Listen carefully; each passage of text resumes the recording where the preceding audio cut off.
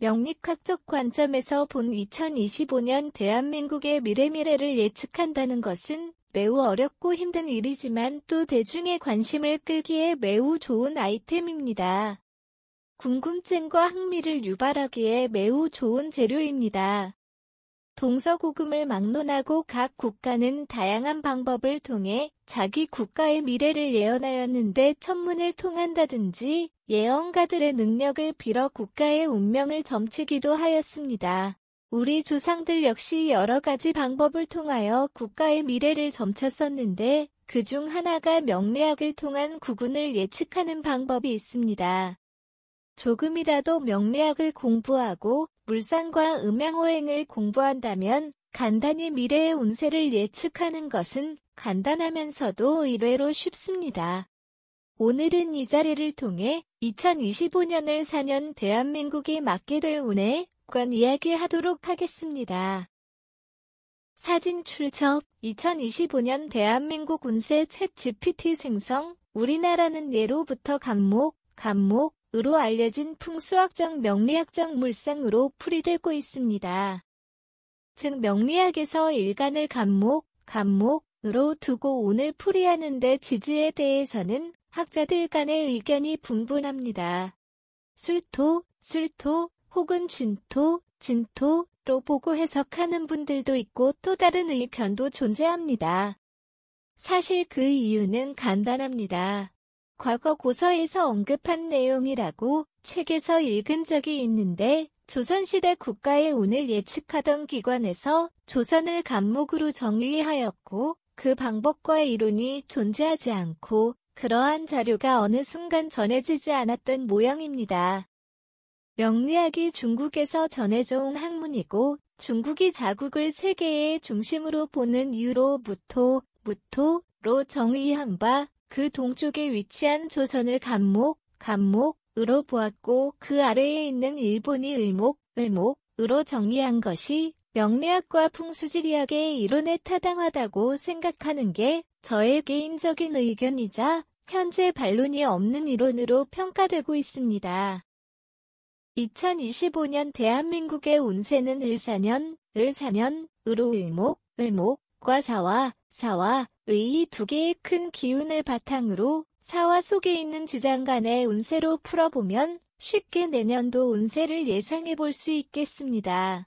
2025년 운세에 대해 논하기에 앞서 잠시 2024년 갑진년의 대한민국은 어땠습니까? 어떤 이는 푸른 청룡의 해의 희망과 발전을 이야기하고 청룡의 성스러운 기운으로 대한민국이 도약하는 해라 말한 걸 본 기억이 있습니다만 사실 명리학에서 갑이 갑을 만나면 갑갑하다고 해석하고 있습니다. 비견운이라 하여 경쟁과 다툼을 뜻합니다. 또 진토는 물이 많은 토양으로 간목이 서 있기에는 좋은 환경이 아니며 뿌리부터 썩을 수 있는 환경을 나타내어 간목을 물상으로 표현되는 대한민국에 그다지 좋지 않은 운을 나타냅니다. 2024년을 보내온 여러분은 어떤 느낌으로 올해를 맞이하셨나요? 또 여러분이 느끼는 우리나라의 운은 어땠습니까?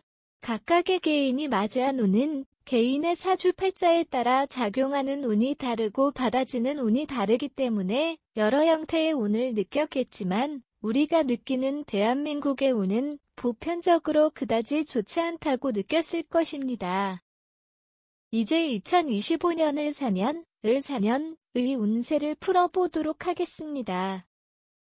내년도 운을 풀기에 앞서 우리가 지난 과거의 4년에 우리 한반도에 일어난 사건과 사고 등을 뒤돌아보는 것은 매우 중요합니다. 왜냐하면 우리가 맞이하는 운은 60년마다 반복되어 만나는 운으로 그 운의 기본 성격은 비슷하기 때문입니다. 다만 주어진 역사적 사회적 환경에 따라 그 보이는 형태나 사건의 내용이 다를 뿐 운의 기본은 변하지 않기 때문입니다. 을사사와 1545년, 을산흑약 1905년, 1965년 한일협정 체결 여러분들이 알고 계신 역사적인 사건들이 발생한 해입니다. 국가적으로 불리한 사건과 사고들이 발생한 해이며 1905년을 산흑약을 빗대어 을신년스럽다라는 표현이 처음 사용되었다고 알려져 있습니다. 사실 명리학의 위치에서 2025년을 사년의 구군을 해석해본다면 정치, 사회, 경제, 외교 각 분야에서 좋아지기보단 악화된다고 해석하는 것이 맞겠습니다.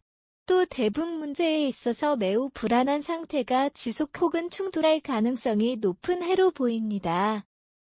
사실 명리학적 관점에서 이 정도 선에서 내년도 구군을 말씀드리는 것이 맞겠지만 오늘은 여기에 저의 개인적인 견해와 현재 벌어지고 있는 대한민국의 상황에 맞게 재해석해보도록 하겠습니다.